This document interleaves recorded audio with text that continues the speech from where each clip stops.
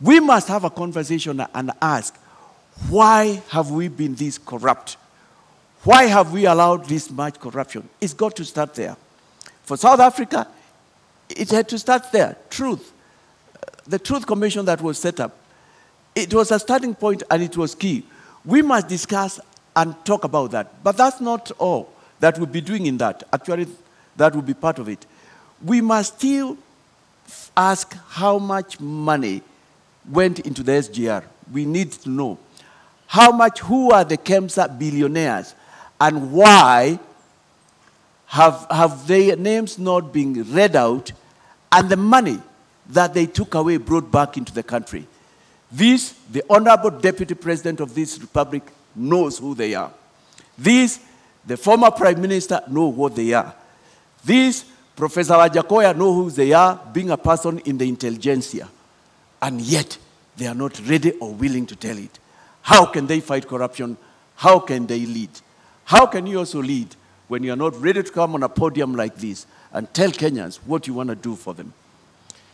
As we end the topic on economy, you mentioned earlier 15 trillion shillings that is stashed outside. You mentioned earlier 15 trillion shillings that is stashed outside. Yes. However, this could be the whole amount of money from Kenya that is outside, because the Brookings Institution says that about $12.5 billion.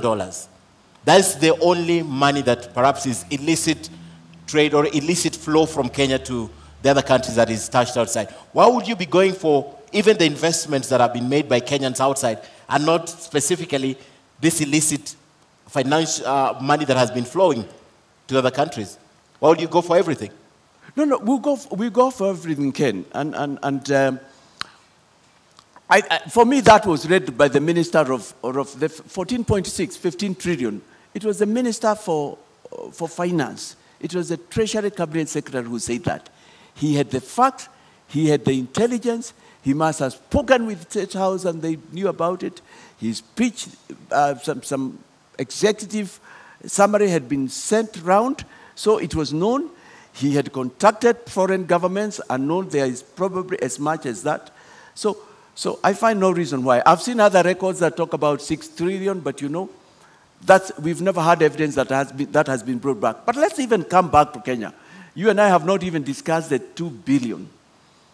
The 2 billion, which adds to 730 billion per year.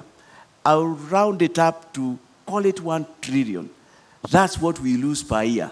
So if that is what we have lost per year, these last 5 years, that is 5 trillion. During the last 5 years, if everything worked that way, that was another 5 trillion, if my maths work right.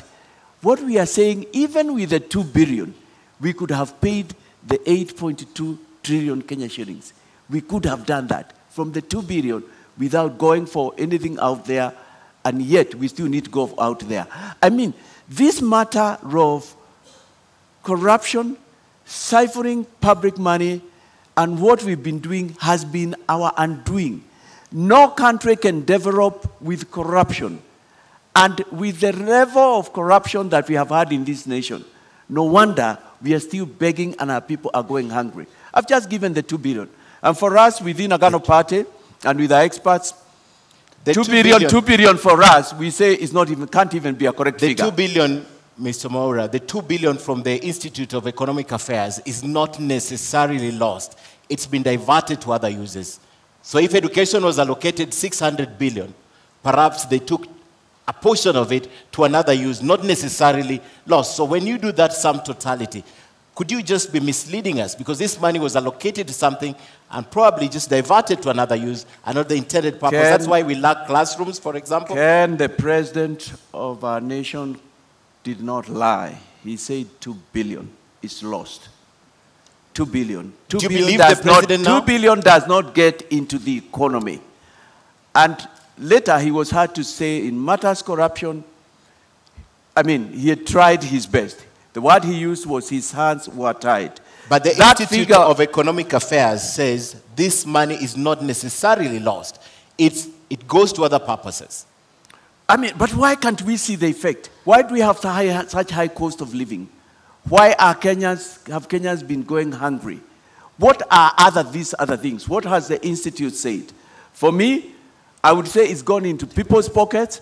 For me, I would say part of that money would be on its way to some countries. I mean, the whole area of our financial fidelity, our being the shepherd I referred to, our doing what our brothers did. You see, from the word go, Singapore took such a firm and a stern position, the President Lee Kuan-yew, concerning matters corruption. And I submit to us that that nation would not have been where it is if he had done so. No nation can develop with corruption. Rwanda has come up just lately, and look at what our brother is doing over there. I mean, phenomenal similarity. I need to emphasize that. Okay. Just recently, it's not even 1963. Give Rwanda another 5 years.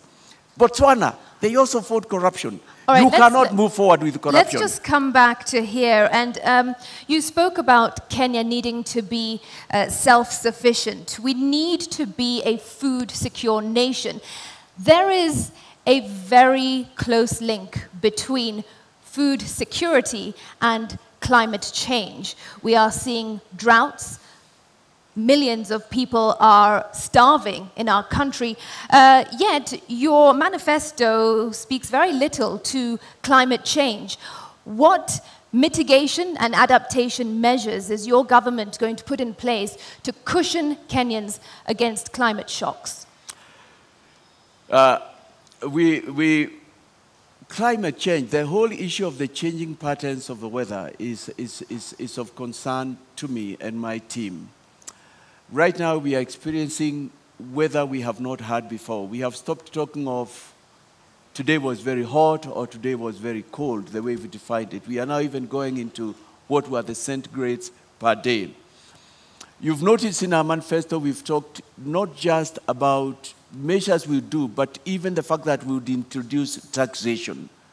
We've noticed that. The first one is a poll tax for people who interfere with things that go into ensuring that we are not influencing the climatic changes that we are seeing, we have in Kenya, we are seeing in other nations. But it is very important in Kenya we have a discussion round about this matter before we become industrialized, because we are going to be industrialized. We have seen what the gases from the industries have done to other nations. And we don't have to wait to get there for us to deal with that situation. So how are you going to deal with it? The things I have in mind is, it is time. A reminder to our audience, please, as per the debate rules, no cheering, jeering, or noise. Do continue. Yes, sorry, come again. What was that? My question is how? Let me give how are you going to ensure Kenyans remain food secure vis-a-vis climate change? What measures we must bring education, that's number one. We must tell Kenyans that our rivers are important, our forests are important, our mountains are important. We must come back and enforce. We have laws that have to do with things that affect climate. But right now, you know, we have cut down about half the trees in Kenya. We must find ways of preserving our water. Kenya is very watered, but all the water goes to the ocean. We must come back even to a city like Nairobi and ask, why did we allow this building to be built next to a river?